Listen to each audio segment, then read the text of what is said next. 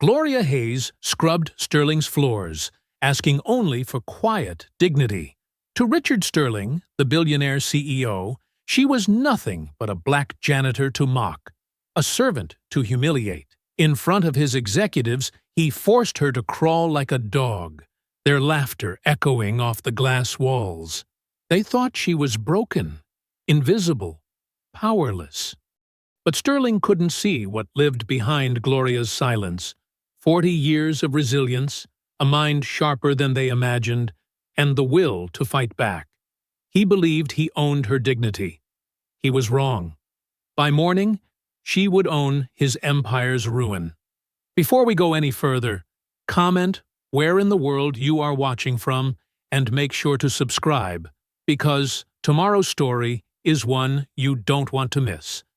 The marble floors gleamed under the harsh fluorescent lights, reflecting Gloria Hayes's weary movements as she pushed her cleaning cart through Sterling Dynamics' empty hallways. Her worn navy blue uniform hung loose on her frame, a testament to years of hard work and careful budgeting.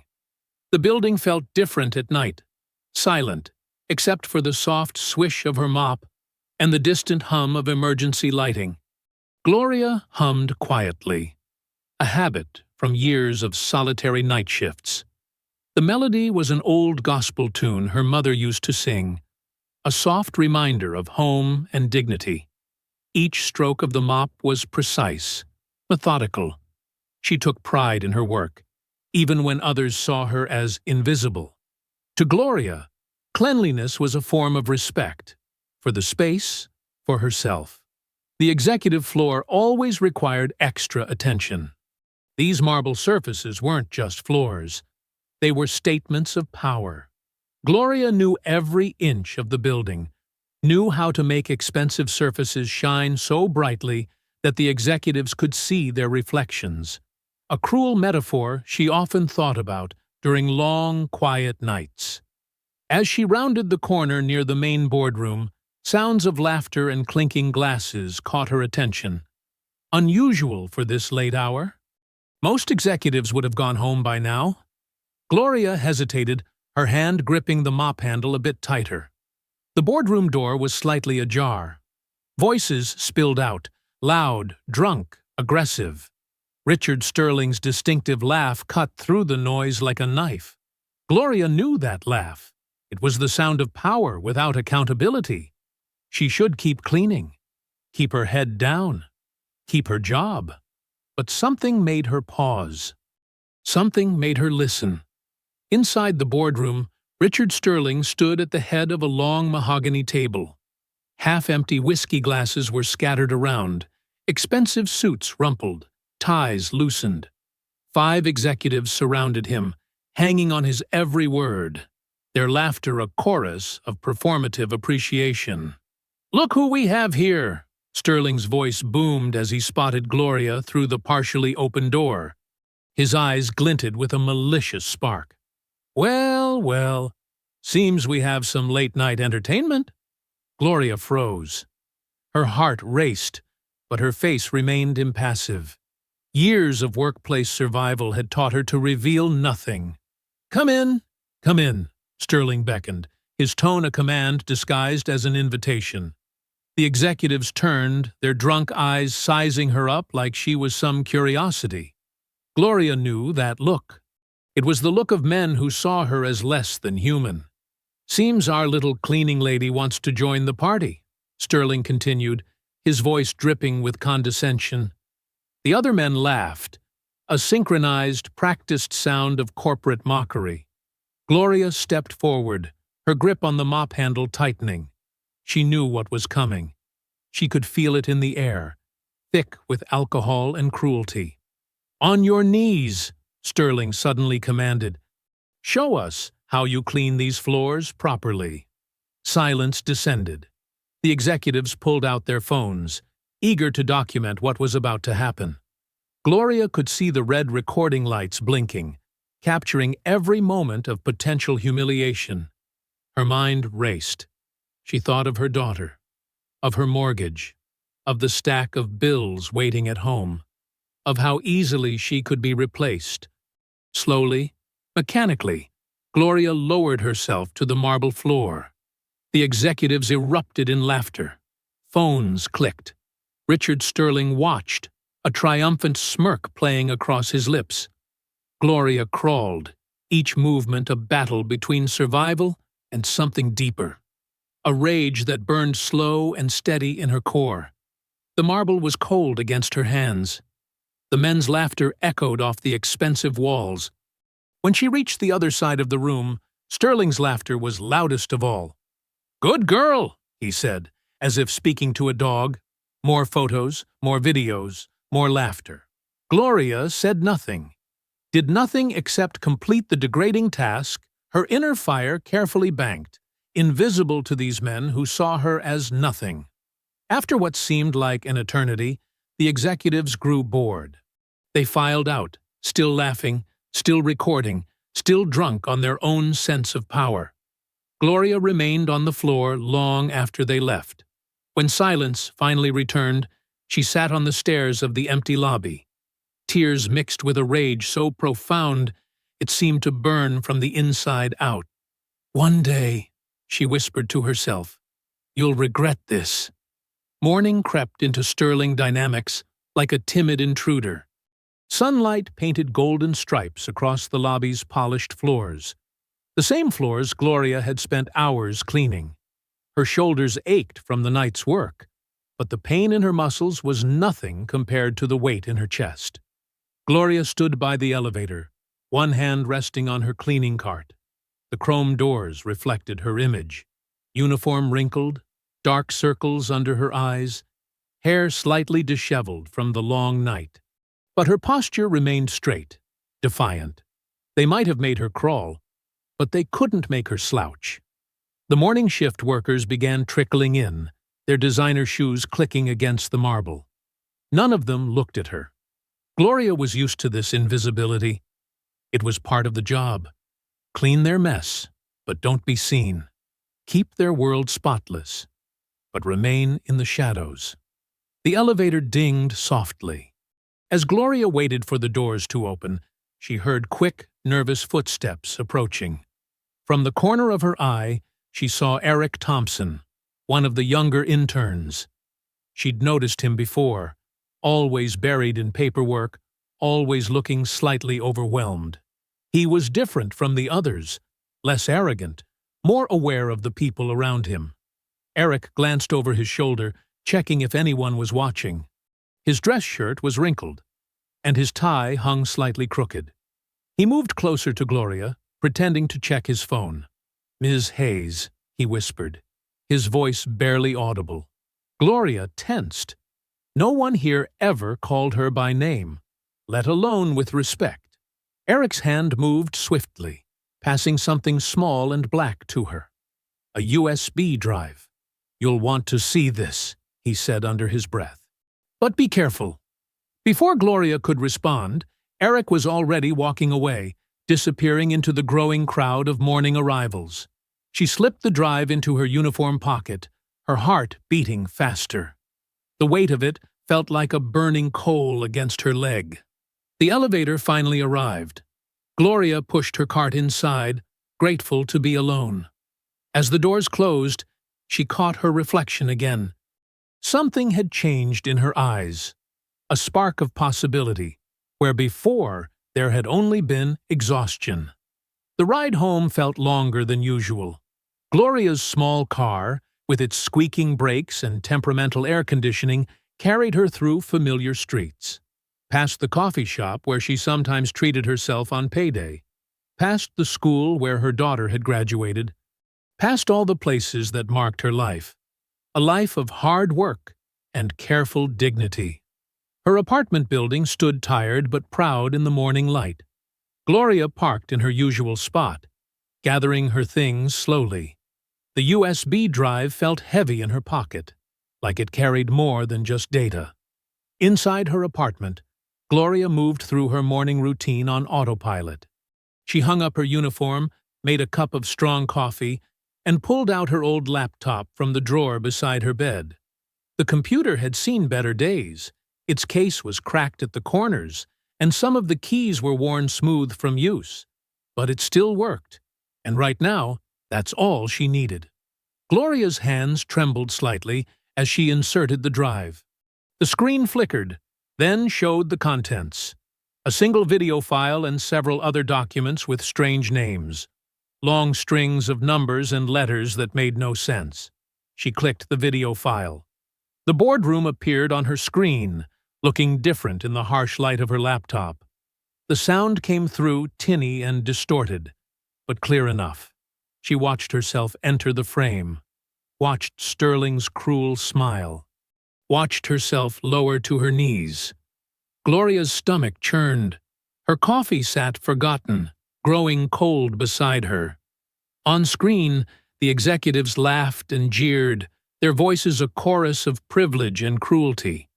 She forced herself to keep watching, even as tears threatened to fall. But something caught her eye, a detail she hadn't noticed in the moment. In the background of the video, behind Sterling's performative dominance, there were papers scattered on the boardroom table. Documents with red stamps, spreadsheets, what looked like offshore bank statements. Gloria minimized the video and looked at the other files on the drive. Most wouldn't open. They were locked behind passwords and encryption. But their names hinted at something bigger. Cayman Transfer 22, Singapore, Holdings, Board Oversight, Override. The morning sun now streamed through her small window, casting shadows across her laptop screen. Gloria sat back in her chair, her mind racing. The humiliation she'd endured was there, documented in cruel clarity. But there was more. Much more. "This isn't just about me," she muttered, staring at her cracked laptop screen. "Something else is here." Her fingers hovered over the keyboard as she studied the encrypted file names again. Each one seemed to hint at secrets buried in Sterling Dynamics' gleaming tower. Secrets that powerful men thought would stay hidden forever. Just like they thought no one would care about how they treated a night shift janitor. The USB drive blinked its small red light steadily, like a tiny heartbeat. On her screen, the paused video showed the boardroom frozen in time. A moment of cruelty that might have revealed far more than Sterling and his executives ever intended. Gloria stared at her reflection in the elevator's polished doors. She had put on her best blouse, the dark blue one she saved for special occasions, and even applied a touch of lipstick. The formal complaint form felt heavy in her hands, each box checked with careful precision, each detail documented with painful clarity. The HR department occupied the 32nd floor, all glass walls and modern furniture. Gloria's footsteps echoed on the hardwood as she approached the reception desk, where a young woman with perfectly styled hair barely glanced up from her computer. "I need to speak with Karen Whitmore," Gloria said, keeping her voice steady. "Do you have an appointment?" "No, but this is important."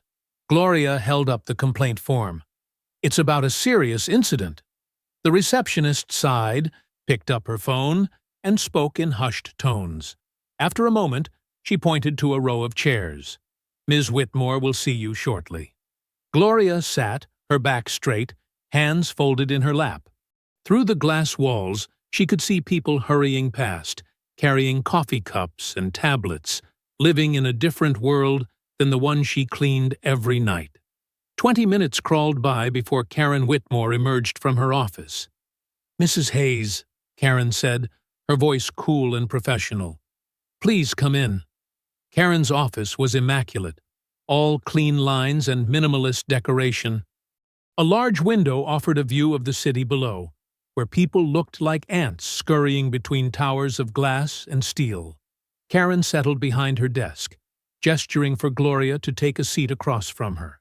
"What seems to be the problem?" Karen asked, though her tone suggested she already knew. Gloria's hands trembled slightly as she placed the complaint form on the desk. "2 nights ago, Mr. Sterling and several executives," she paused, steadying her voice. "They forced me to crawl on my hands and knees while they laughed and recorded it. It was humiliating and discriminatory. Karen's face remained perfectly composed as she picked up the form, her French manicured nails tapping against the paper. "That's quite an accusation, Mrs. Hayes. Do you have any evidence to support this claim?" Gloria thought of the USB drive hidden at home. There were multiple witnesses. They recorded it on their phones. "I see." Karen's smile was thin, practiced. "Well, we take all complaints seriously here at Sterling Dynamics.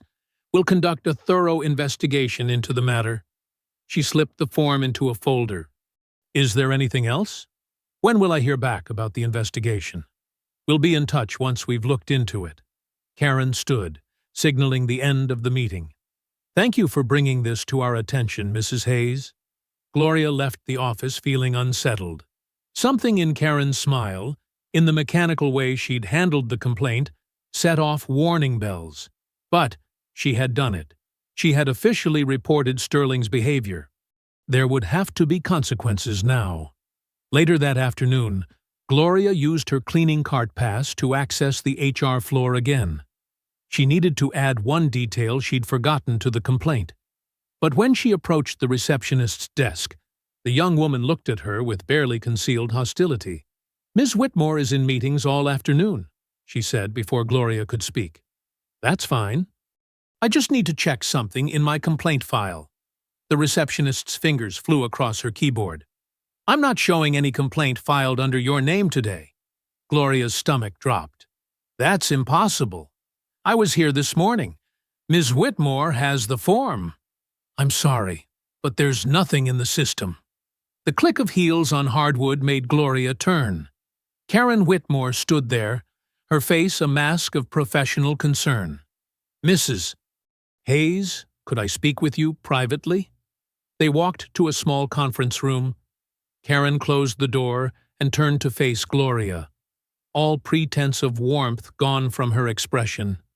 "Let me be very clear," Karen said, her voice low and precise. "Sterling Dynamics values its employees who understand their role in the company.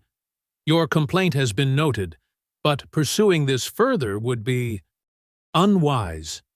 You deleted my complaint. What I did was protect you from yourself." Karen stepped closer. "You have a job here, Mrs. Hayes, a steady paycheck, benefits. Do you really want to jeopardize all that over one misunderstanding?" "Misunderstanding?" Gloria's voice shook with anger. "He made me crawl like an animal." "Drop it," Karen said sharply. "If you want to keep your job, drop it now. This is your only warning."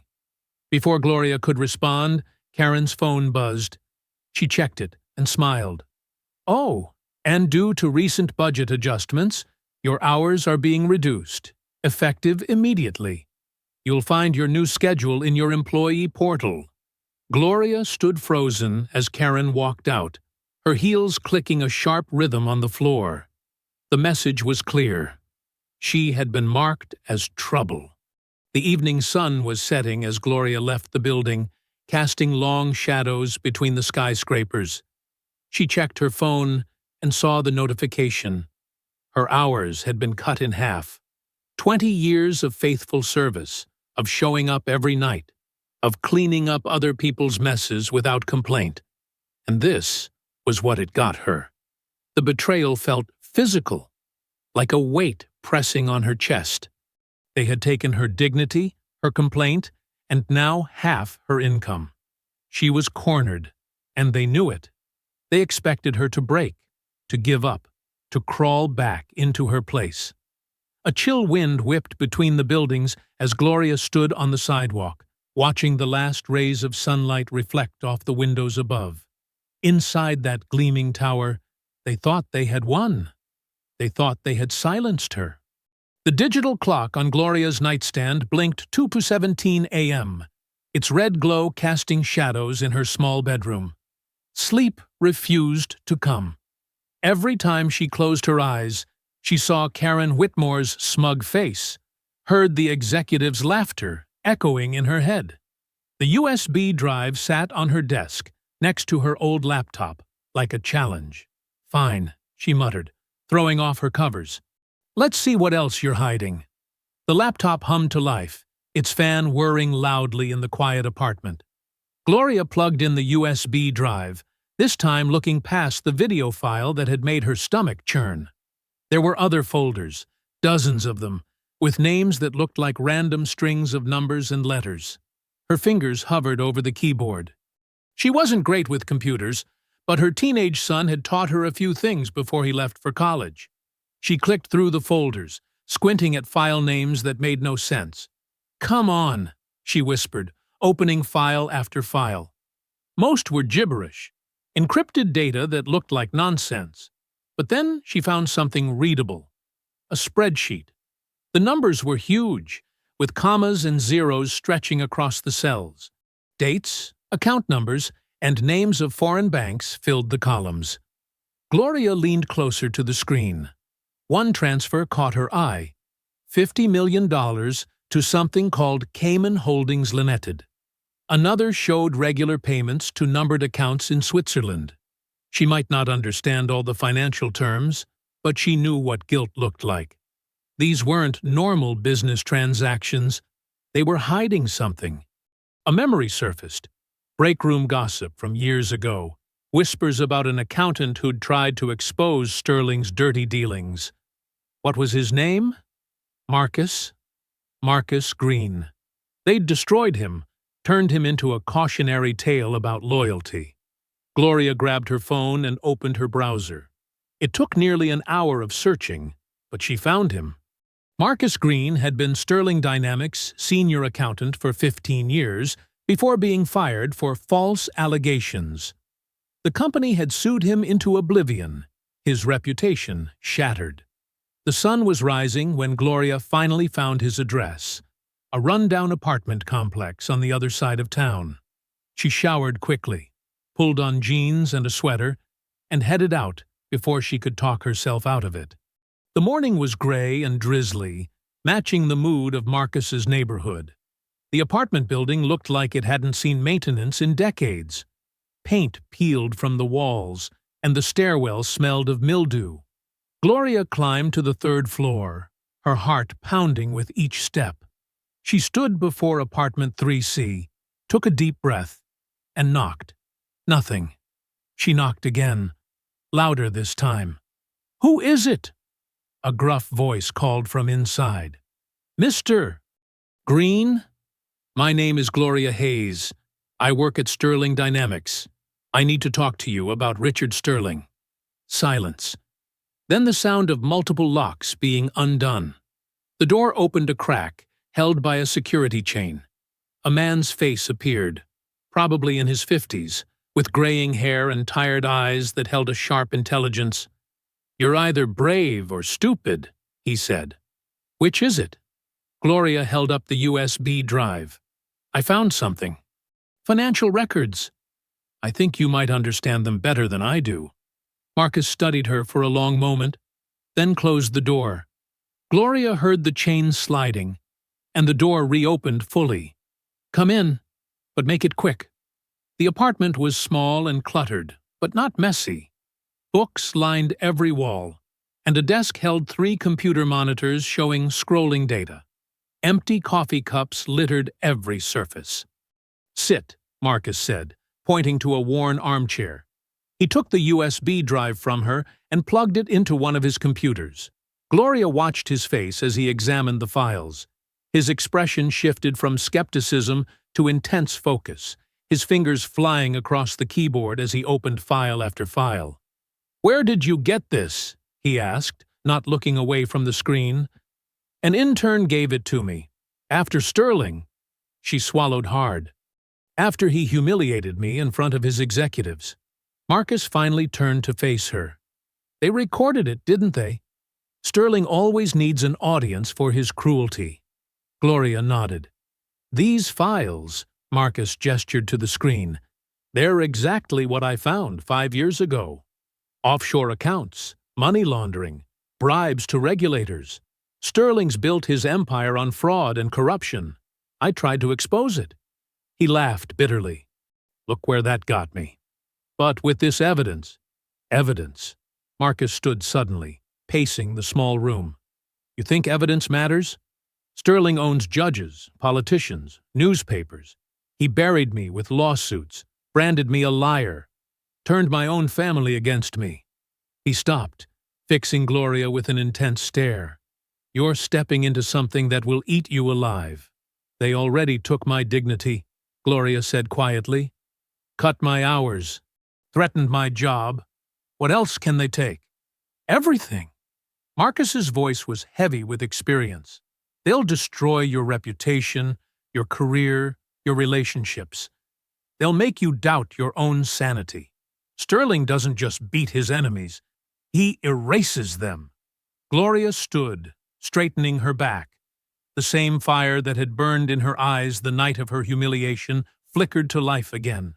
Can you help me understand these files? Really understand what they mean? Marcus studied her for a long moment. You're not going to back down, are you? No.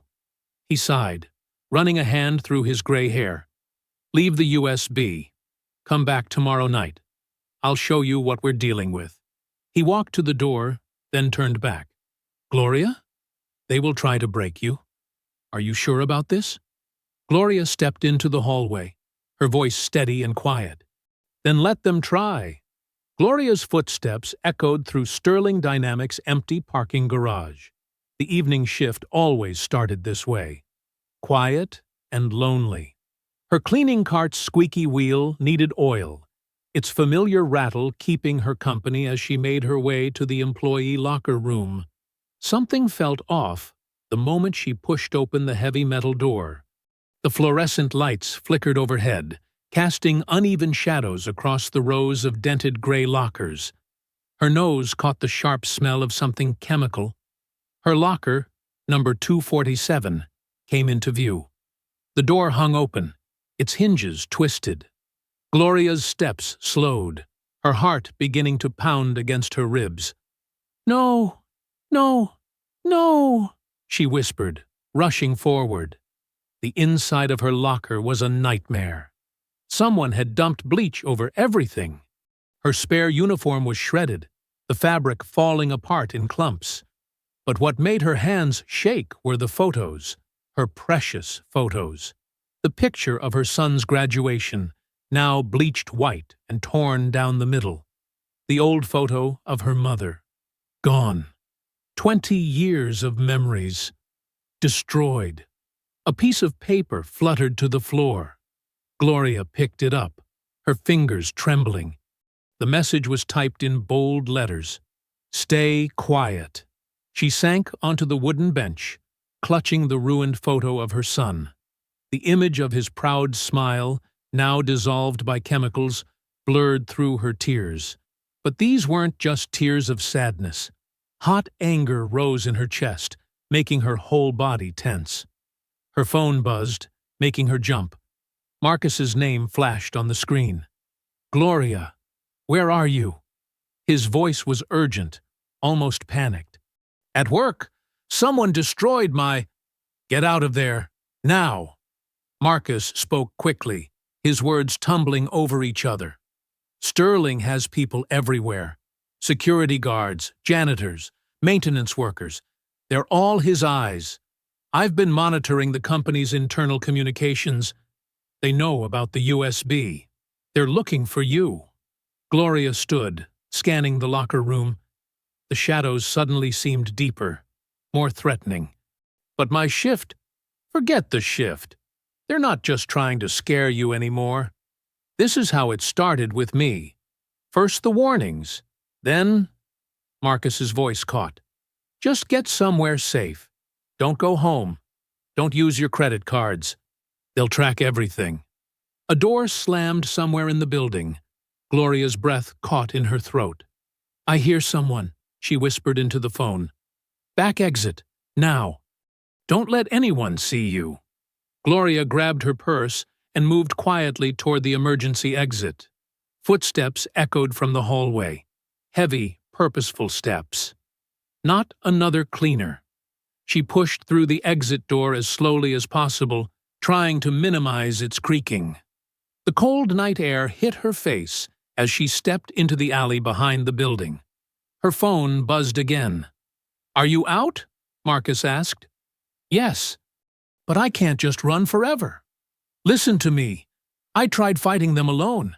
That's why they won. You need to—" Gloria cut him off. "No, I'm not hiding." She touched her pocket, feeling the USB drive safely tucked away. "They want me scared. They want me small. Just like when Sterling made me crawl. Gloria, please. You know what's on this drive, Marcus. It's not just about the money, is it? These aren't just account numbers. This is evidence of real crimes. People they've hurt. Lives they've ruined." Silence filled the line. Finally, Marcus sighed. "There's more than I told you this morning. The offshore accounts? They're connected to labor violations, environmental crimes, bribes to cover up workplace accidents. 3 workers died last year in Sterling's factories overseas. The company paid to make it disappear." Gloria started walking, her steps getting faster as anger fueled her movements. "Then we use it all. Every piece of evidence, every dirty secret. We don't just expose Sterling. We burn his whole corrupt empire to the ground. They'll come after you harder than before. You saw what they did to your locker. Next time, we'll be ready." Gloria's voice was steel. "You tried to fight them alone, Marcus. But I'm not alone. I have you. We have the truth. And soon, we'll have more allies." The wind picked up, sending trash skittering across the sidewalk. Gloria pulled her coat tighter, the USB drive pressing against her side like a weapon. "What's your plan?" Marcus asked. "First, we organize everything on the drive. Every document, every transaction, every crime. Then we find others. People Sterling has hurt. Workers he's abused. Build a case so strong they can't bury it. And if they threaten you again?" Gloria thought of her destroyed photos, of her son's smile dissolved by bleach. But instead of fear, she felt her resolve harden. Let them threaten. Each threat is just more proof of who they really are. More evidence for when we take them down. She turned down a dark street, streetlights casting long shadows. The night was cold, but Gloria barely felt it. The fire inside her burned too hot.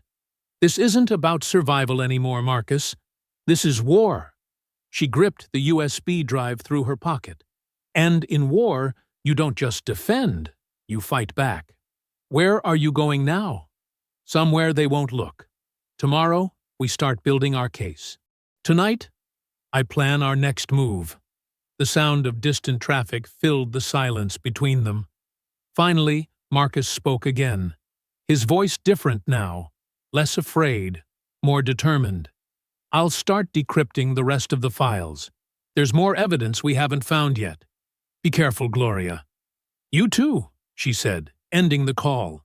The fluorescent lights of Mike's all-night diner buzzed overhead, casting a harsh glow on the cracked vinyl booths. Gloria sat in the furthest corner, nursing a lukewarm coffee while watching the door. The place was nearly empty at this hour, just a sleepy waitress and an old man reading his newspaper at the counter. Marcus arrived first, his weathered laptop bag clutched tightly against his chest. He slid into the booth across from Gloria, his eyes darting around the diner. "Anyone follow you?" he asked, voice low. Gloria shook her head.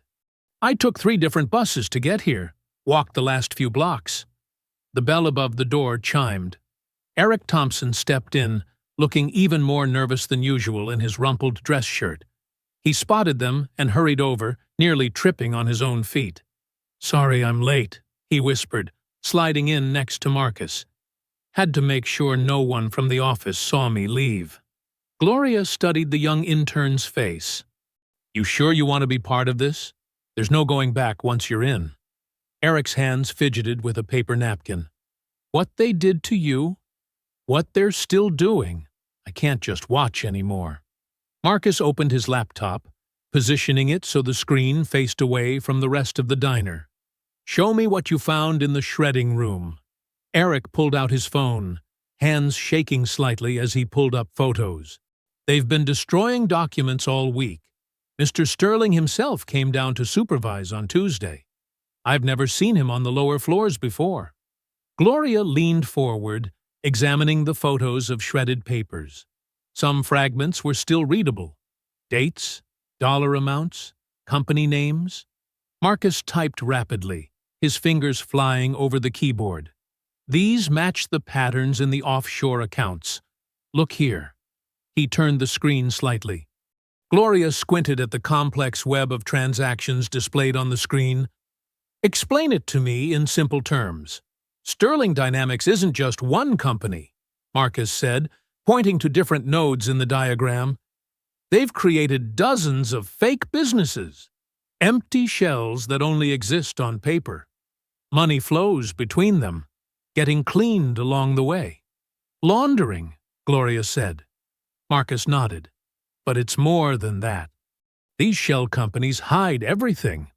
Workplace violations, environmental crimes, bribes to officials. When someone starts asking questions about one company, they shut it down and move everything to another. Eric's face had gone pale. That's why they needed the shredder. Physical evidence. Which means they're scared, Gloria said, feeling a surge of hope. They wouldn't be destroying evidence if they weren't worried. The waitress approached their table. They fell silent as she refilled their coffee cups, waiting until she was well out of earshot before continuing. Marcus pulled up another screen. I've identified their weakest points. Small leaks at first. Just enough to get attention without showing our full hand. What about the video? Eric asked. The one of that night? Gloria's hands tightened around her coffee cup. Not yet. That's our nuclear option. We start with the money. Marcus turned his laptop toward her. I've set up an anonymous account. We can upload documents through a series of proxies. Make it impossible to trace back to us. Which files first? Gloria asked. Eric pointed to one of the folders on the screen. These transactions. They're recent, and they connect directly to Sterling's personal accounts. He's been siphoning money from worker pension funds. Perfect, Marcus said grimly. People's retirement savings. That'll get attention. They worked for the next hour, carefully selecting which documents to leak. Gloria watched as Marcus explained each step of the technical process, making sure she understood how to do it herself if needed. Finally, everything was ready. The first batch of files, just enough to hint at the larger scandal, sat ready to upload. Once we do this, Marcus warned, there's no taking it back. Sterling will know someone has the files. He already knows, Gloria said, thinking of her destroyed locker. But he doesn't know how much we have. Eric's phone buzzed. He checked it and jumped up. I have to get back. They'll notice if I'm gone too long. Be careful, Gloria said. Act normal. Don't let anyone see you're nervous. Eric nodded and hurried out, the bell chiming again as he left. Marcus turned the laptop toward Gloria. You should do it. It's your fight. You should take the first shot. Gloria stared at the upload button, her finger hovering over the touchpad. In her mind, she saw Sterling's sneering face as he ordered her to crawl. She heard the executive's laughter, felt the shame and rage burning in her chest. Her hand trembled slightly as she moved the cursor into position. One click, and they would be at war. No turning back. For everyone they've hurt, she whispered, and pressed upload. The progress bar moved slowly across the screen. 10%, 25, 50. Gloria held her breath, watching the numbers climb. It's done, Marcus said quietly as the upload completed. Gloria let out a long breath, feeling lighter somehow. After days of being hunted, of feeling powerless, she had finally struck back. How long until someone notices? She asked. These files will hit several financial watchdog sites simultaneously. By morning, people will be asking questions. Marcus began packing up his laptop. Sterling's PR team will try to spin it, but they won't be able to hide everything. Gloria took one last sip of her cold coffee, leaving a few dollars on the table for the waitress. Then we'd better get ready.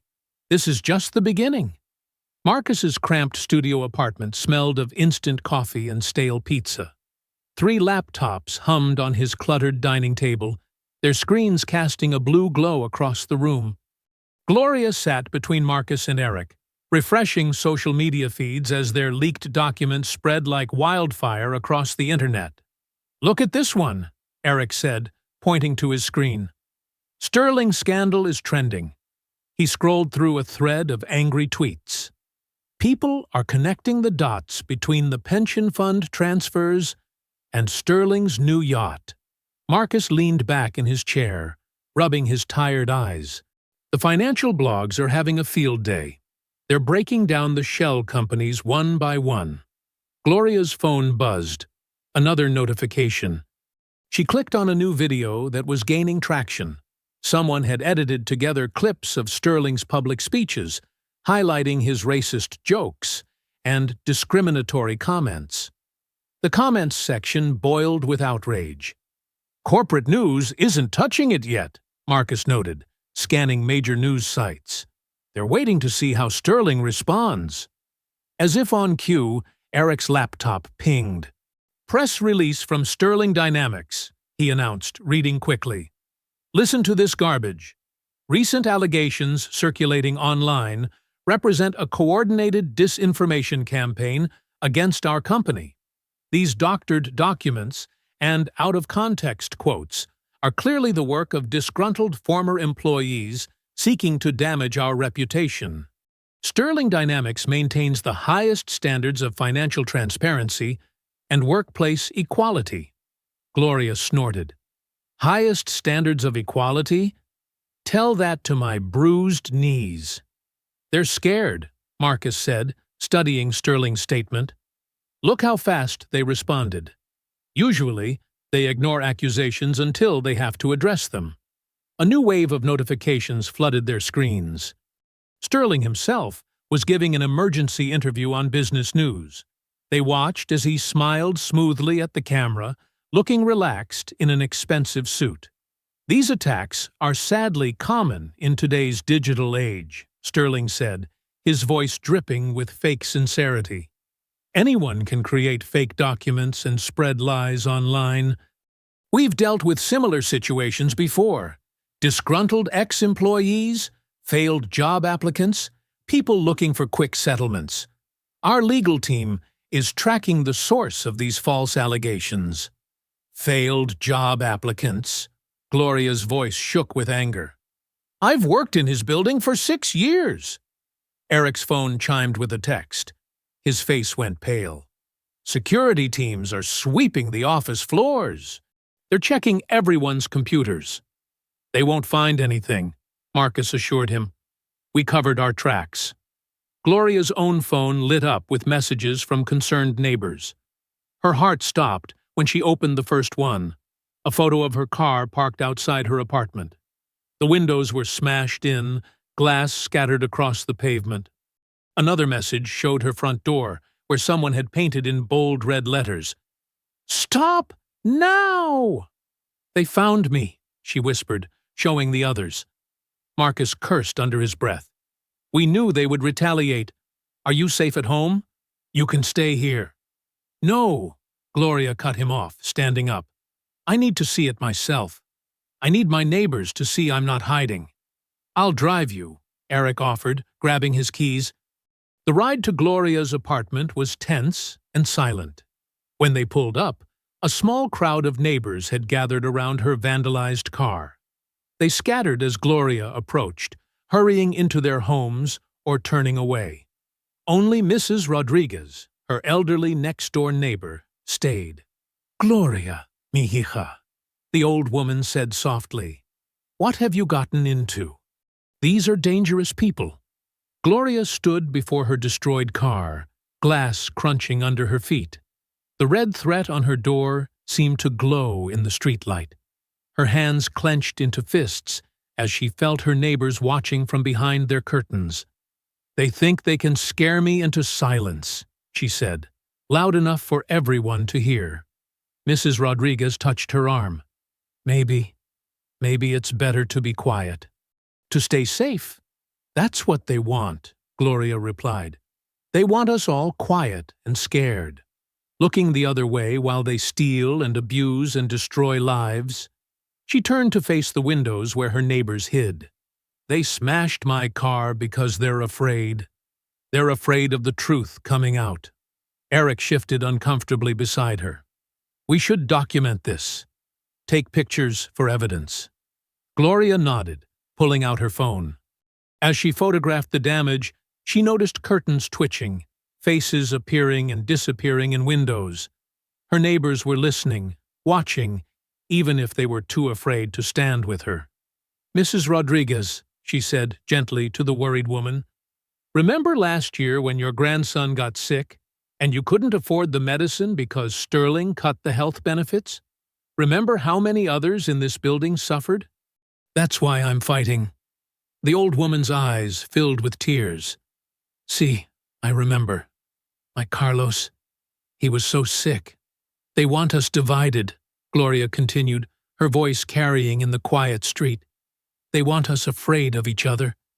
Because if we stand together—" She paused, looking at the threatening message on her door. "If we stand together, they can't stop us from exposing the truth." A few doors creaked open. A couple of neighbors stepped out onto their porches, not coming close, not speaking up, but no longer hiding. It was a small thing, but Gloria felt the shift in the air. Eric touched her shoulder. "We should get this cleaned up. I'll help." Gloria took one last photo of her car, then straightened her back. "Yes," she said. "We clean up. We document. We keep fighting." She met the eyes of those watching. "And we remember who did this." The next morning, Marcus picked Gloria up in his beat-up Honda. The car sputtered and shook as they drove through downtown, past the gleaming Sterling Dynamics tower that cast long shadows over the street. "This journalist," Gloria said, clutching her USB drive. "You trust her?" Marcus nodded, navigating through traffic. "Vanessa Cruz. She's made a career out of exposing corporate criminals. 3 years ago, she brought down Pacific Industries for worker abuse. Last year, she uncovered embezzlement at National Bank." He glanced at Gloria. "She's the real deal." They pulled into the parking lot of a small coffee shop on the edge of town. The place looked worn but clean, with mismatched furniture and local art on the walls. A woman sat alone in the corner booth, typing intensely on a laptop. "That's her," Marcus said quietly. Vanessa Cruz looked up as they approached. She was dressed simply in jeans and a blazer, her dark hair pulled back in a practical ponytail. Sharp eyes studied them from behind stylish glasses. "Marcus," she said warmly, standing to shake his hand. "And you must be Gloria." Her handshake was firm, respectful. "Please, sit. I ordered coffee for everyone." Gloria slid into the booth, noting how Vanessa had chosen a spot with a clear view of both exits. A waitress brought over 3 steaming mugs. "Marcus filled me in on the basics," Vanessa said, closing her laptop. "But I want to hear everything from you, Gloria. Start from the beginning." Gloria took a deep breath. She described that night in the boardroom, her voice steady even as the memory made her stomach clench. Vanessa's expression remained professional, but her knuckles whitened around her coffee mug. "You have video of this?" Vanessa asked. Gloria pulled out the USB drive. "Not just the video. Financial records, offshore accounts, evidence of bribery." She placed it carefully on the table. "Sterling's whole corrupt empire is on here." Vanessa plugged the drive into her laptop, her eyes widening as she scanned through the files.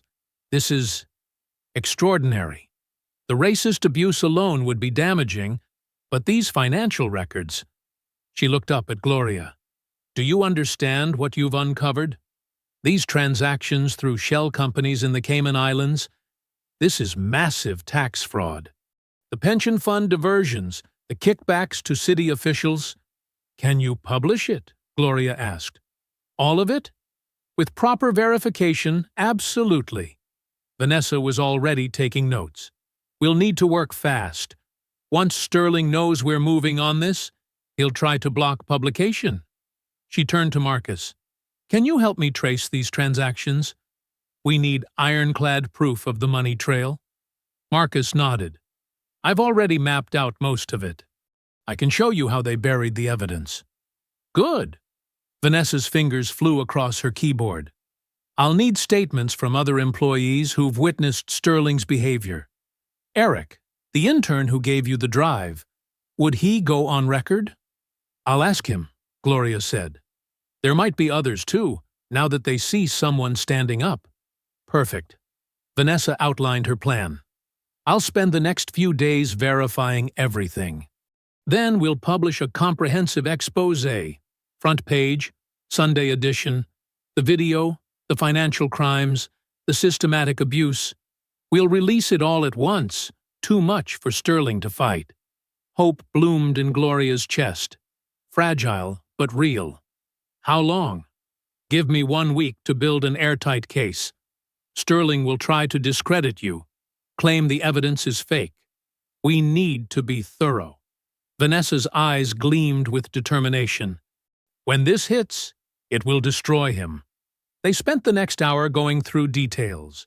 Vanessa recorded Gloria's statement, asked precise questions about dates and times, and took photos of the vandalism to her car and home. One more thing, Vanessa said, as they prepared to leave. Sterling will probably offer you money to stay quiet. A lot of money. Gloria straightened her shoulders. I don't want his money. I want justice. Vanessa smiled. That's exactly what I needed to hear. She stood, gathering her materials. Keep your head down this week. Act normal at work. Don't give them any reason to suspect what's coming. Outside, the afternoon sun had broken through the clouds. Marcus offered to drive Gloria home, but she wanted to walk, needed time to process everything. Be careful, he called after her. We're close now. Don't take any chances. Gloria walked slowly through her neighborhood, past corner stores and small apartments. Children played basketball in a cramped court. Old men played dominoes on card tables set up on the sidewalk. This was her world, so different from Sterling's towering offices and marble floors.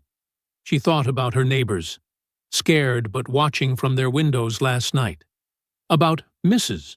Rodriguez's grandson, sick because Sterling cut their health benefits. About Eric, young and frightened but brave enough to do the right thing. About Marcus, who lost everything trying to expose the truth and never stopped fighting. The setting sun painted the sky in deep purples and oranges. Gloria looked up at the stars just beginning to appear. After years of grinding work, of swallowing her pride, of being treated like she was nothing, justice was finally within reach. It's finally happening, she whispered to the night sky, allowing herself, for the first time, to truly believe it. Gloria woke to sunlight streaming through her bedroom window. The expected day of the exposé had arrived, but something felt wrong. The morning was too quiet, too still.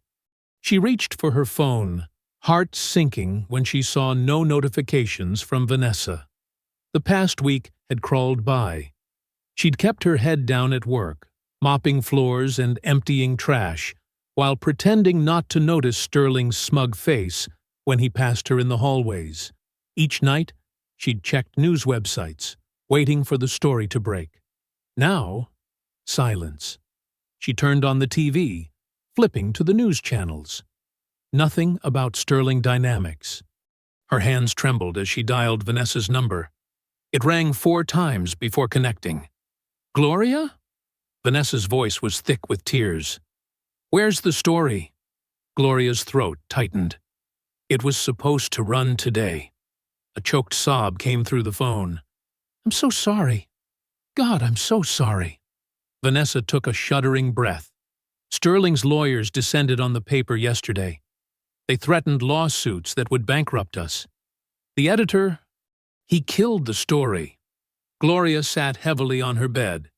But the evidence, they don't care about the truth. Bitterness crept into Vanessa's voice. The owners only care about protecting their money. They won't risk it, not against Sterling's legal team. "We can try another paper," Gloria said desperately. "Or put it online." A loud crash from her living room cut her off. Heavy footsteps thundered through her small apartment. "Someone's here," Gloria whispered into the phone. "They're—" "Get out!" Vanessa shouted. "Gloria, run!" Gloria dropped the phone and grabbed her purse. Voices approached her bedroom, men speaking in low, professional tones. Sterling's security team. She could hear them ransacking her apartment, overturning furniture, searching. The bedroom door handle started to turn. Gloria dove for her window. Thank God she lived on the first floor. She forced it open as the door burst inward. Two men in dark suits rushed in, but she was already halfway through the window. "Stop her!" one shouted. Gloria tumbled onto the grass, scraping her knees. She scrambled up and ran, her worn sneakers pounding against concrete. Behind her, she heard car doors slamming, engines starting. She cut through her neighbor's yard, vaulting a low fence. Mrs. Rodriguez stood frozen on her porch, watching with wide eyes as Gloria sprinted past. "They're taking everything!" Gloria called out. "Don't let them in your house!" A black SUV screeched around the corner ahead of her. Gloria darted down an alley between buildings, knocking over trash cans behind her. Her lungs burned. She could hear footsteps pursuing her, getting closer. The alley opened onto a busy street. Gloria merged into the morning crowd, trying to slow her breathing. She glanced back. The men in suits were scanning the sidewalk, speaking into radio earpieces. She ducked into a coffee shop, hurrying through to the back exit. As she burst out into another alley, her phone buzzed. A text from Marcus. "They hit my place too. Everything's gone. Get somewhere safe." Gloria's vision blurred with tears of rage and despair. Her laptop with the files, her phone with the evidence, even her personal photos and documents, all of it was being stolen while she ran like a criminal. Sirens wailed in the distance. She had no illusions about who the police would believe. Sterling's wealthy security team or an unstable janitor making false accusations. She kept moving, staying in back alleys, avoiding main streets. Her feet carried her automatically toward the poorest part of town, where cameras were broken and cops rarely patrolled. Here, graffiti-covered walls and forgotten people lived in the shadows. Finally, when her legs could carry her no further, Gloria crouched behind a rusty dumpster. The smell of rotting garbage made her gag, but she didn't dare move. Her whole body shook with exhaustion and fear. Everything was gone. The video proof of her humiliation, the financial records, all of it taken. Worse, they now knew she had evidence against Sterling. There would be no going back to normal, no quiet life possible now. A rat scurried past her feet. Gloria pressed her fist against her mouth to stifle a sob. How had it gone so wrong? She'd done everything right. Gathered evidence, found allies, gone to the press. But money and power had won again. Her phone buzzed one last time before dying. Another text from Marcus. "They're calling you a disgruntled employee spreading lies. It's all over social media. Sterling's PR team is destroying your reputation." Gloria leaned her head back against the grimy wall. The alley was silent except for distant traffic and the scrabbling of rats. Above her, a thin strip of sky was visible between the buildings, the same sky she'd looked at so hopefully just days ago. She thought of Sterling in his pristine office, laughing with his executives about the bitter janitor who dared to challenge him. She imagined Vanessa crying at her desk, her integrity crushed by corporate lawyers. She pictured Eric, probably terrified into silence, and Marcus, whose warnings had proved brutally true. A police car cruised slowly past the alley entrance. Gloria held her breath until it passed. She had lost everything: her job, her home, her evidence, her reputation. The truth itself had been stolen from her, replaced with Sterling's lies. The dumpster's shadow grew longer as the morning wore on. Gloria stayed hidden, trying to think past her panic. But every path forward seemed blocked, every ally neutralized, every hope crushed under the weight of Sterling's money and influence. She had nothing left. Again. Late afternoon shadows stretched across Marcus's cramped apartment as Gloria huddled on his worn couch. The small space smelled of instant coffee and desperation. Her body ached from running, and her mind raced with images of her ransacked home. "They took everything," she said, her voice hollow. "Every file, every piece of evidence." She stared at her trembling hands. Maybe this is it.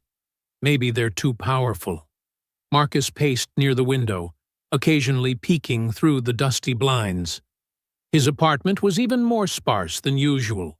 Shelves cleared, papers gone, laptop missing. Sterling's men had been thorough here, too. "I warned you they'd come hard," he said, but there was no satisfaction in his tone. "When they destroyed me years ago, at least they left my furniture." He laughed bitterly. "Guess they're getting more aggressive." Gloria sank deeper into the couch. "What do we do now?" "We?" Marcus stopped pacing. "There might not be a we anymore, Gloria. They know about me helping you. They'll be watching. Maybe." He rubbed his face. "Maybe it's time to cut our losses." The words hung heavy in the air. Gloria felt tears threatening again, but forced them back.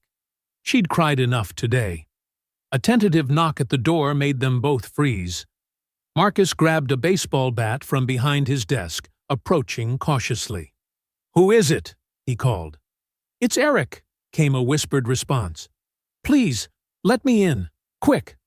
Marcus checked through the peephole, then opened the door. Eric stumbled in, looking pale and disheveled in his wrinkled intern's suit. "They're going crazy at the office," he said, collapsing into a chair. "Sterling's having everyone's phones checked, computers searched. They're paranoid about more leaks." He looked at Gloria. "I heard about what happened. I'm so sorry." Gloria stared at him. "Sorry doesn't help much now, does it? Everything's gone. They won." Eric fidgeted with his tie. Not everything."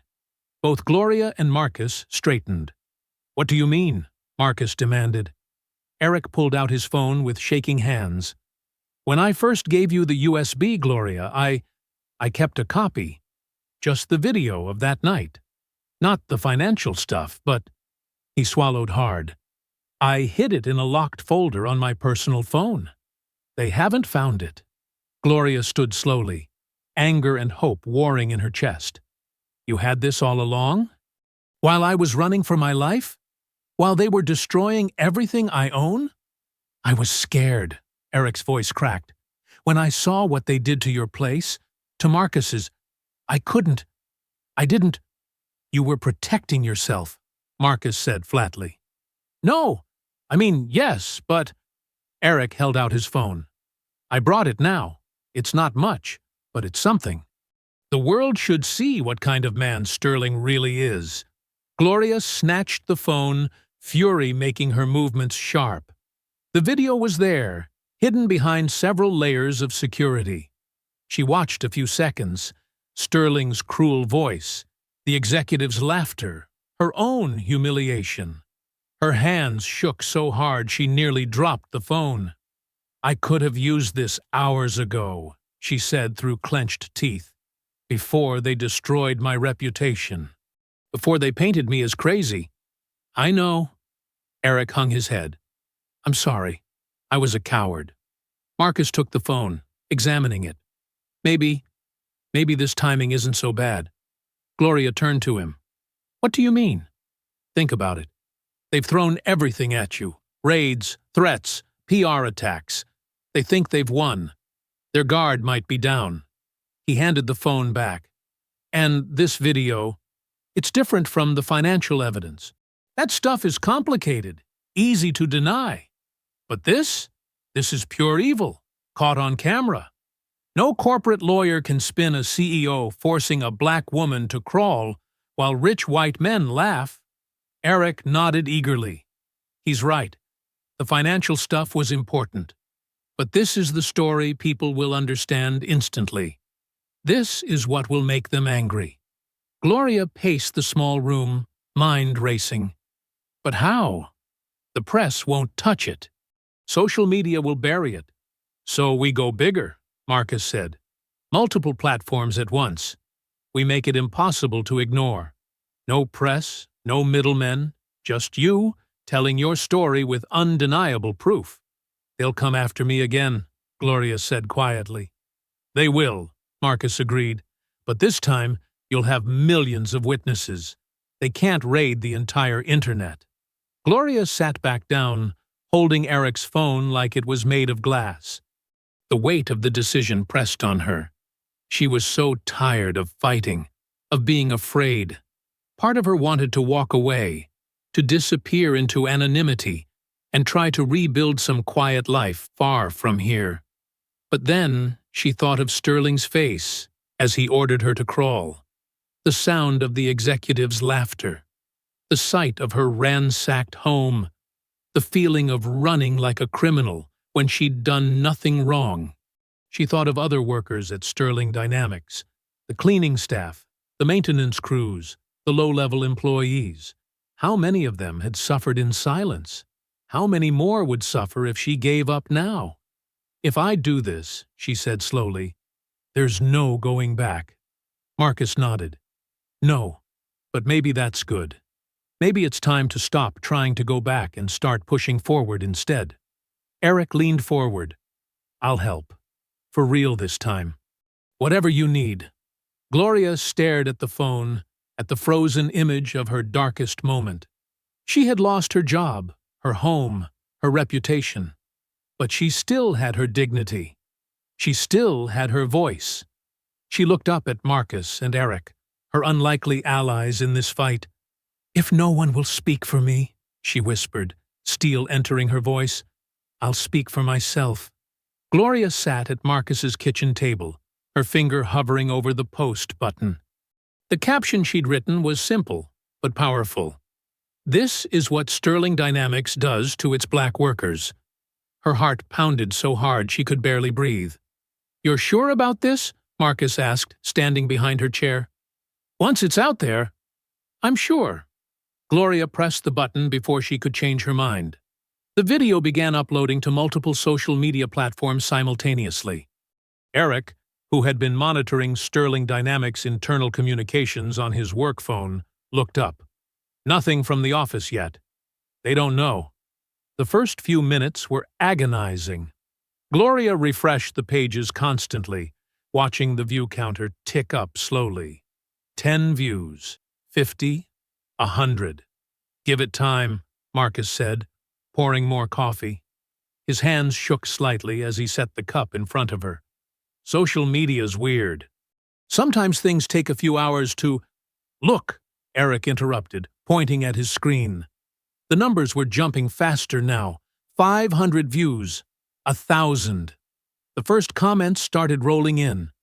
Oh my God, this is disgusting. Is this for real? Who is this CEO? Gloria's phone buzzed, then buzzed again, and again. Messages started pouring in from strangers. Her social media notifications exploded. 10,000 views, Eric reported, his voice tight with excitement. 20,000. It's spreading. Marcus turned on the TV, flipping through news channels. Nothing yet, but Gloria knew it was just a matter of time. Her hands were trembling so badly she had to set her coffee down. Someone just shared it to a major civil rights group's page, Eric said. And, unbelievable, they have millions of followers. The view counter became a blur. Hashtags started trending. Sterling Dynamics. Justice for Gloria. For corporate racism. People were sharing their own stories of workplace abuse in the comments. The video was being reposted, shared, discussed in multiple languages. Gloria's phone rang, a number she didn't recognize. "Don't answer anything yet," Marcus warned. "Let it build. Let them chase you." Another hour passed in a surreal haze. The protest started small, just a few people gathering outside Sterling Dynamics with hastily made signs. But social media live streams showed the crowd growing steadily. College students, activists, workers from other companies. Their chants echoed up from the street. "Shame on Sterling. Justice for Gloria." 1 million views, Eric whispered. "It's been 3 hours."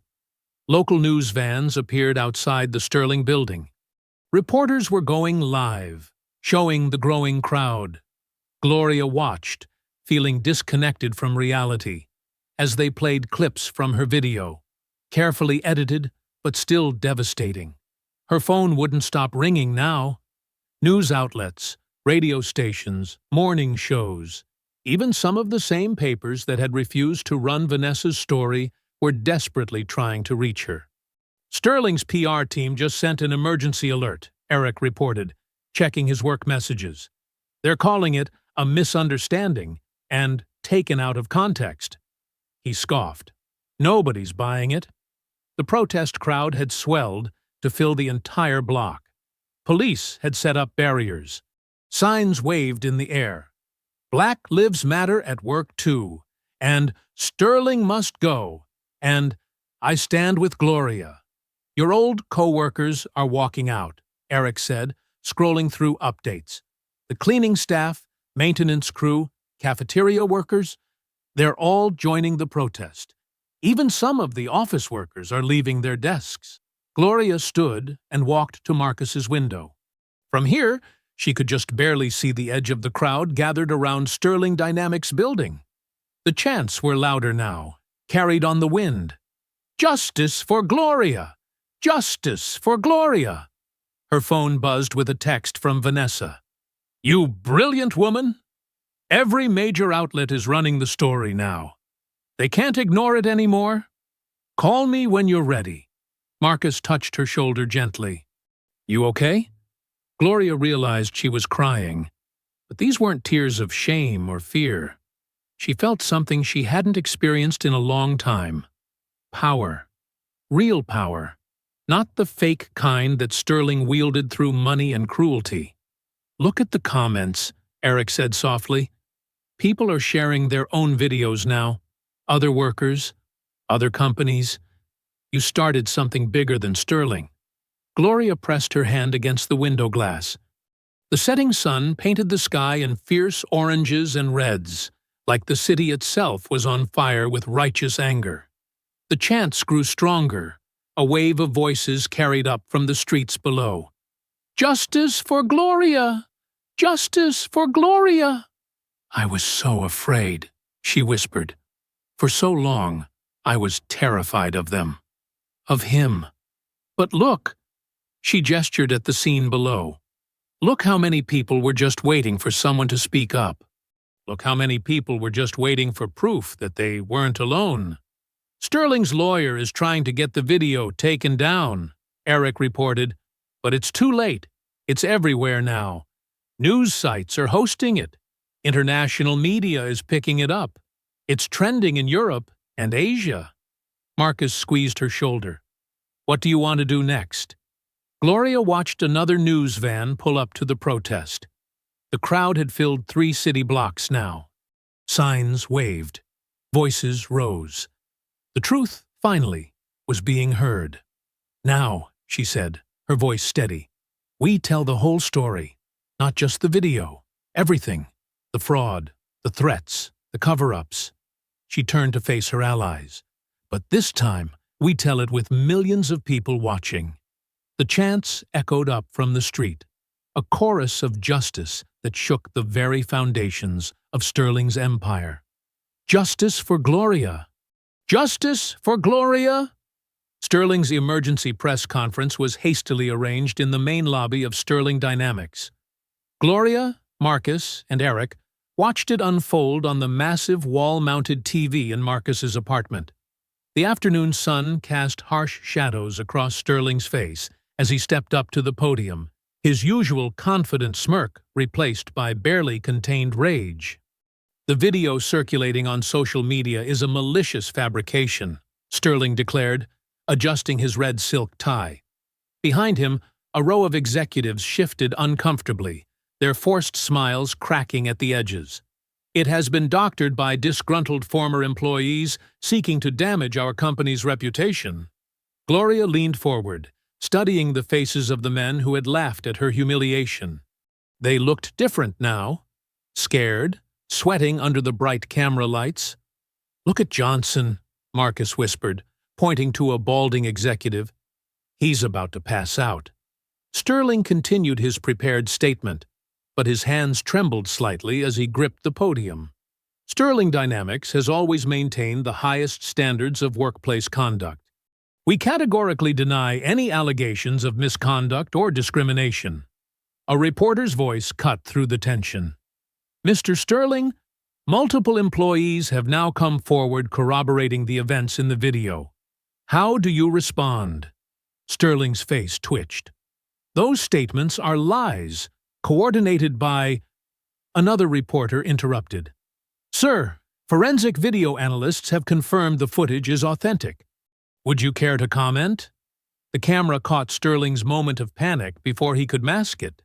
Behind him, one of the executives discreetly stepped backward, trying to edge out of frame. "Stocks dropping," Eric reported, checking his phone. "Down 15% since the press conference started.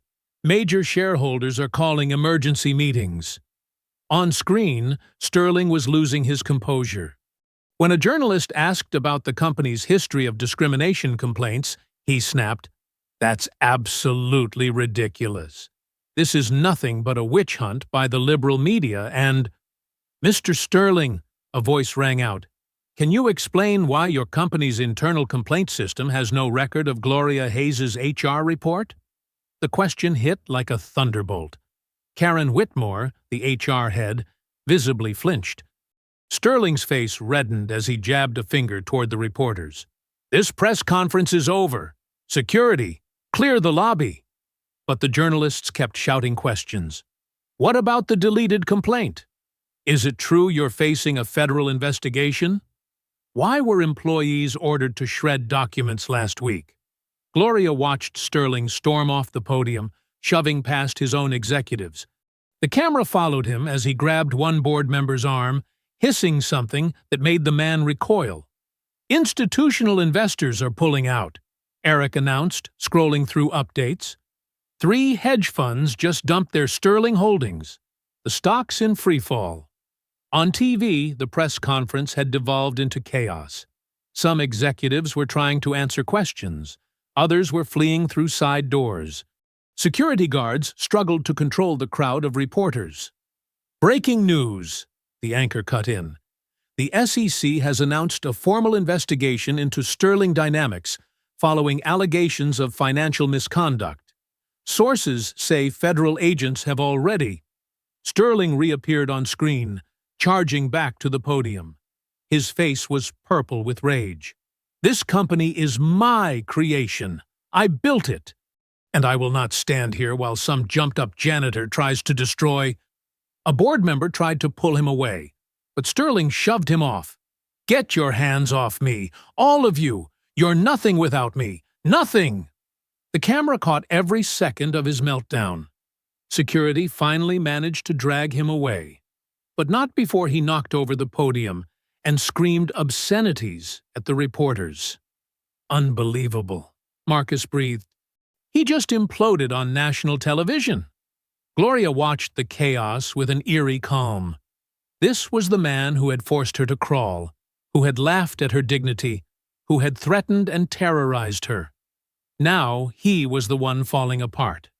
"More workers are walking out," Eric reported. "Not just here. Other Sterling offices across the country. London branch just announced a solidarity strike. Tokyo office is demanding his resignation." The TV showed live shots of the protest outside, which had swelled to fill 5 city blocks. Union leaders were giving speeches. Civil rights activists led chants. Workers from other companies had joined in solidarity. Sterling's face appeared again, this time through the tinted window of his private elevator. The camera caught his expression of pure hatred as he stared down at the protesters. For a moment, his eyes seemed to look directly into the lens, directly at Gloria through the screen. "You're slipping, Richard," she whispered, savoring each word. The mighty CEO who had tormented her was crumbling before her eyes. Marcus's phone buzzed. "3 board members just resigned," he announced.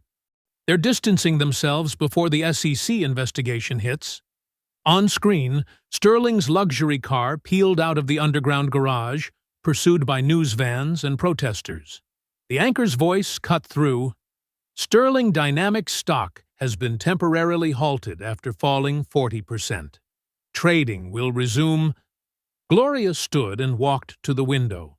The sun was setting behind the skyscrapers, painting the sky in deep purples and golds. The chants from the protest echoed up from the streets below, a relentless wave of justice that was finally breaking over Sterling's empire. "What happens now?" Eric asked quietly. Gloria pressed her hand against the cool glass, watching Sterling's car disappear into the distance, pursued by a trail of flashing lights. "Now," she said, "we show them everything else we have. All of it. The fraud, the threats, the real dirt."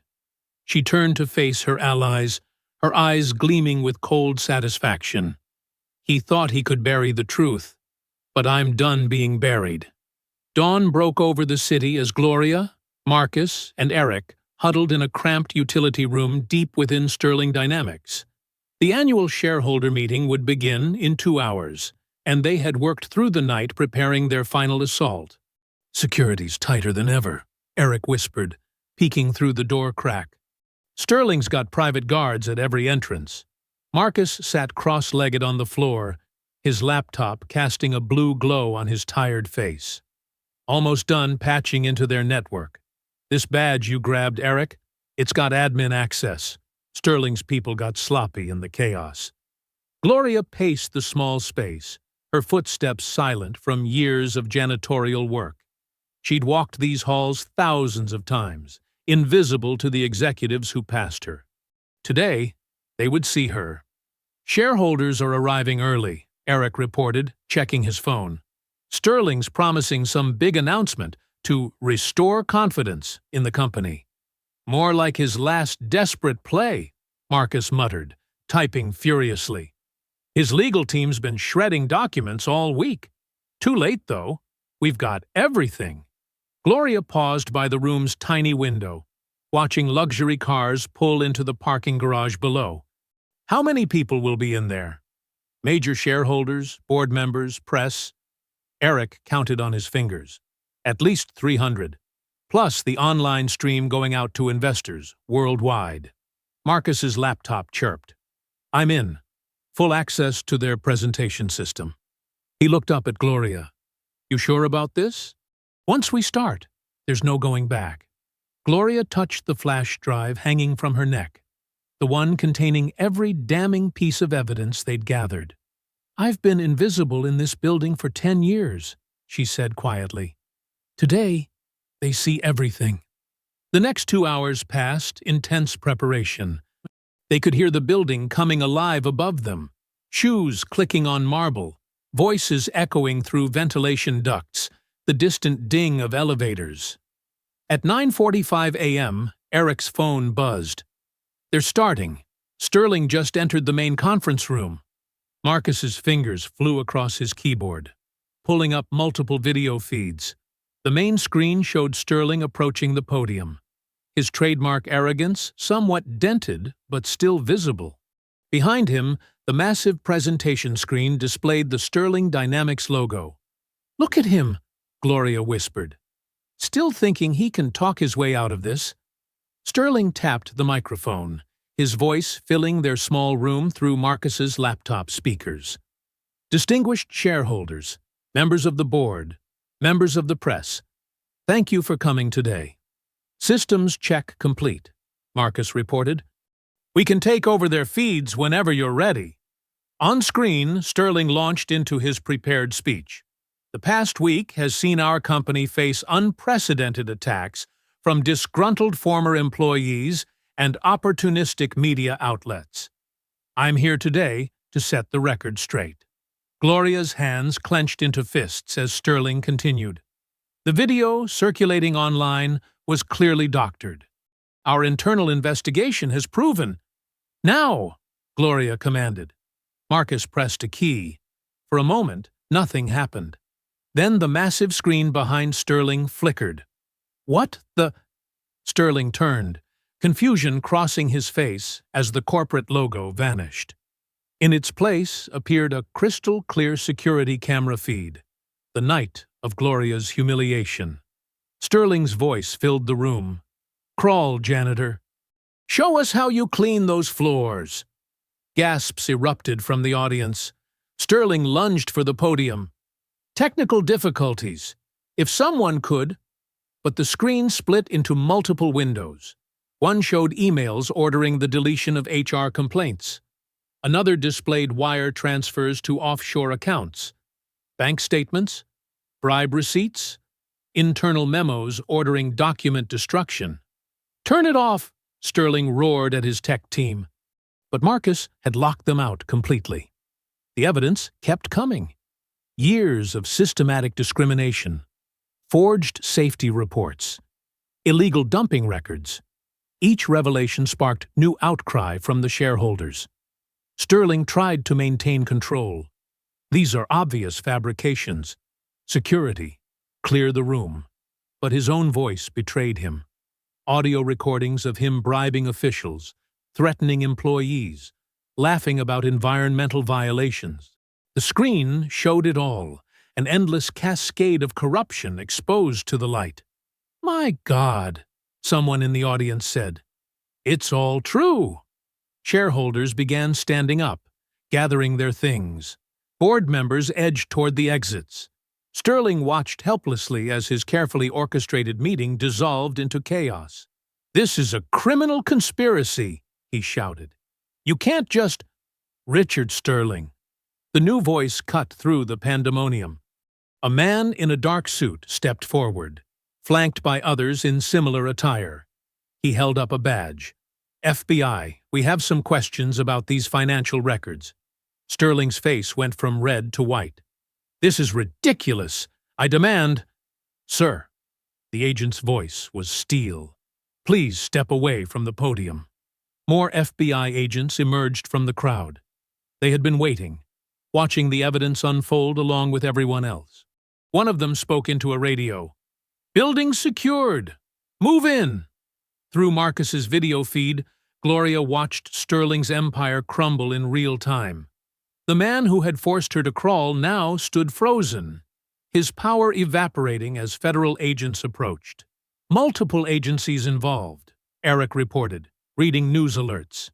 "SEC, FBI, Environmental Protection. They're calling it one of the biggest corporate fraud cases in history."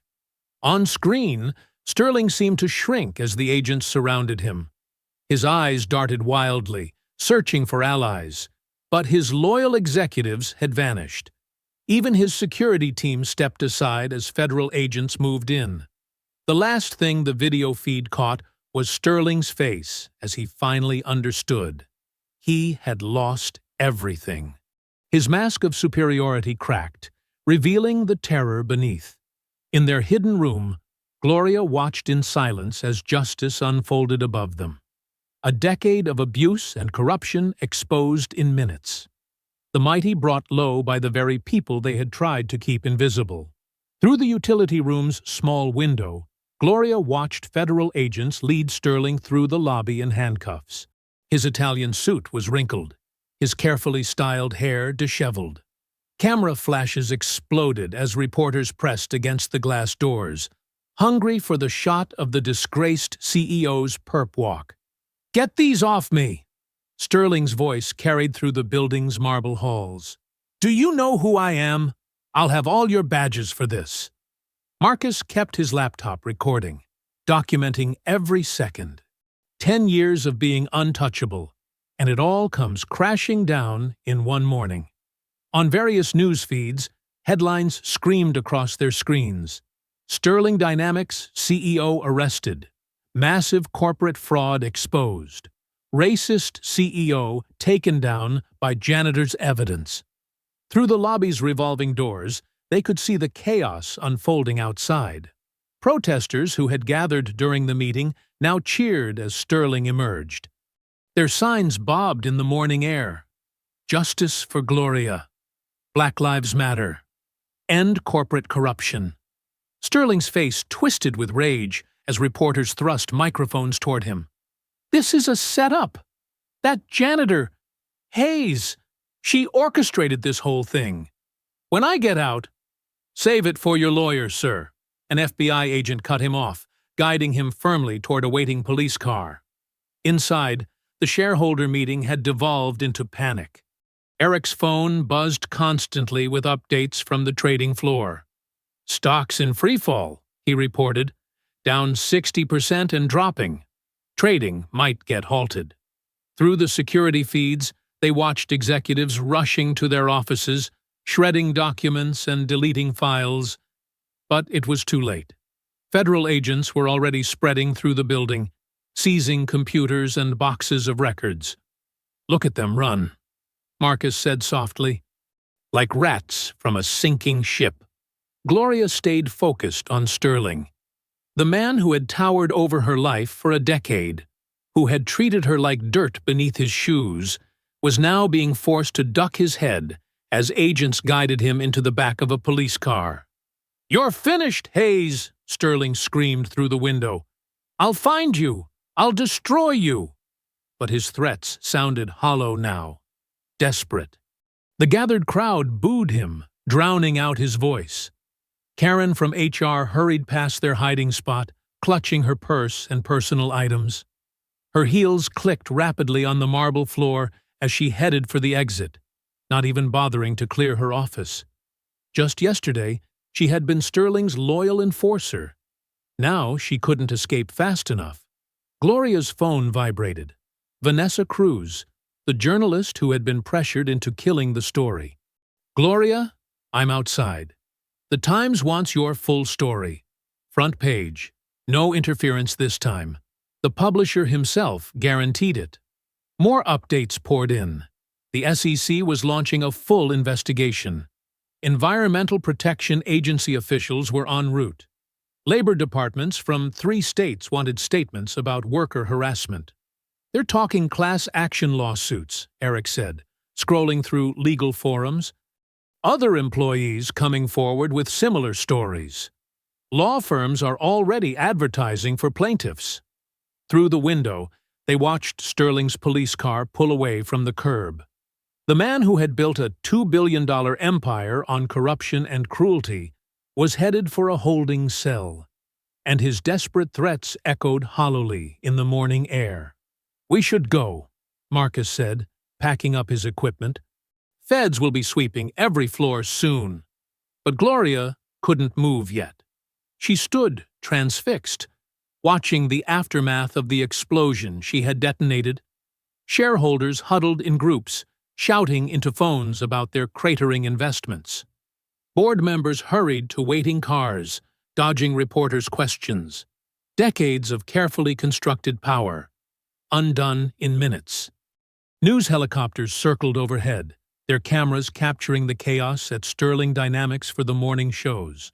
Satellite trucks lined the street, their antennas reaching skyward like accusing fingers. "Gloria?" Eric touched her arm. "We really should leave." She nodded slowly, but her eyes remained on the scene outside. More employees were leaving now, carrying boxes of personal items, their faces shell-shocked. Some had ignored her suffering for years. Others had actively participated in her humiliation. Now they fled the sinking ship they had helped build. Through the utility room door, they could hear federal agents methodically working their way through the building. Search warrants were being executed, computers seized, filing cabinets emptied. "Side exit," Marcus whispered. Through the loading dock. As they made their way carefully through back corridors, Gloria's phone kept buzzing with messages. Journalists wanting interviews. Lawyers offering representation. Former employees suddenly remembering their friendship. They emerged into the morning sun through a service entrance. The loading dock was deserted. Everyone was focused on the chaos out front. Gloria paused, looking back at the gleaming tower where she had spent so many nights cleaning other people's messes. The police car carrying Sterling was just visible, turning a distant corner. Gloria watched until it disappeared, then whispered words she had dreamed of saying for years. "Crawl now, Richard." Gloria's old Corolla crawled through the familiar streets of her neighborhood. After the chaos at Sterling Dynamics, the quiet here felt surreal. But as she turned onto her block, that quiet erupted into celebration. People lined the sidewalks, their faces beaming. Hand-painted signs bobbed in the evening air. "Our hero Gloria, standing tall. Justice wins." Mrs. Washington, who had lived on the corner for 40 years, waved a small American flag from her porch. Gloria's hands trembled on the steering wheel.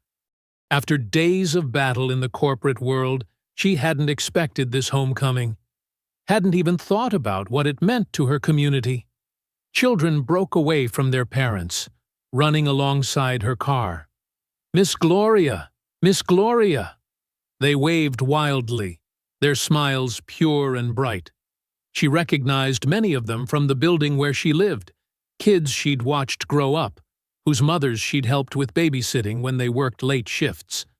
As she parked, people converged on her car. Marcus and Eric, who had followed in Marcus's car, hung back, letting her have this moment. Mrs. Washington made her way through the crowd first, her weathered hands gripping Gloria's in a firm shake. "Child, you did what many of us dreamed of but never dared," the older woman said, her voice thick with emotion. "You stood up to them. You showed them we won't crawl anymore." More neighbors pressed forward. Mr. Johnson from the barber shop pressed a bouquet of flowers into her hands. "On the house," he grinned. "For our neighborhood champion." Gloria felt tears welling up. These were people who had watched her leave for work every evening, who had helped watch her daughter years ago when shifts ran long. People who understood the daily dignity of honest work, no matter how humble. Little Tamika, age 8, broke through the crowd and wrapped her arms around Gloria's waist. "Mama says you're a warrior," she declared proudly. "Like in the movies." Gloria knelt down to the girl's level, careful of her flowers. "No, honey. Just someone who decided enough was enough." Reverend Matthews from the local Baptist church stepped forward, his deep voice carrying over the crowd. "Sometimes that's what makes a warrior, Gloria. Just deciding that today is the day things change." The gathering had the feel of a block party now. Someone had set up speakers, playing music. The smell of grilled hot dogs wafted from Mr. Rodriguez's yard. People shared stories of their own workplace struggles, their own moments of standing up. Marcus finally approached, holding his phone. "You should see this," he said quietly. "The Sterling Dynamics employees are organizing. They're forming a union. Your stand gave them courage." He showed her social media posts from workers she'd cleaned around for years but never spoken to. Executives' assistants, mailroom clerks, cafeteria staff, all sharing their own stories of abuse and discrimination, all citing her as their inspiration. "It's spreading to other companies too," Eric added, scrolling through more posts. Workers sharing videos of their own boss's bad behavior, People are calling it the Gloria Hayes effect, standing up to corporate bullies. The celebration continued as sunset painted the sky in deep oranges and purples. Someone had brought out folding chairs, and Gloria found herself on her front porch, surrounded by neighbors sharing food and stories. Mrs. Washington's granddaughter, a law student, talked excitedly about studying labor rights. "What you did, Ms. Hayes. It's going to be in textbooks someday. A case study in worker empowerment." But Gloria wasn't thinking about textbooks. She was thinking about all the nights she'd spent cleaning Sterling's office, how he'd never once looked her in the eye, how he'd made her feel small, invisible, less than human. "You know what makes me proudest?" she said to the gathered neighbors. "Not taking Sterling down, not the media attention. It's that maybe some other worker out there, someone being treated like they're nothing, will see this and know they don't have to take it." A gentle evening breeze rustled through the trees. Children played tag between the adults' chairs, their laughter carrying on the wind. These were the people Sterling had looked down on, the cleaners, the drivers, the store clerks who kept the world running. From her porch, Gloria could see the distant silhouette of downtown, where Sterling Dynamics Tower stood. Tomorrow, there would be more interviews, more lawyers, more battles to fight. The story wasn't over. But right now, surrounded by her community's love and pride, she felt a deep peace. One of the older men from down the block raised his paper cup in a toast. "To Gloria Hayes," he called out, "who reminded us all what courage looks like." The crowd echoed his toast, cups raising under the deepening twilight. Gloria looked out at their faces, proud faces, strong faces, faces that had known struggle but never surrendered their dignity. As the stars began to appear, and children were called home for bedtime, Gloria settled into her favorite porch chair. The neighborhood gradually quieted, though pockets of celebration continued down the block. She breathed in the cool evening air, feeling truly at peace for the first time in days. Marcus and Eric had left earlier, promising to update her on any developments. Her phone still buzzed occasionally with messages, but she'd turned off the ringer. This moment was for her community, for the simple triumph of standing tall. A soft smile played across her lips as she watched the last colors fade from the sky. "They wanted me on my knees," she whispered to herself, "but I was always standing taller than them." I hope you enjoyed that story.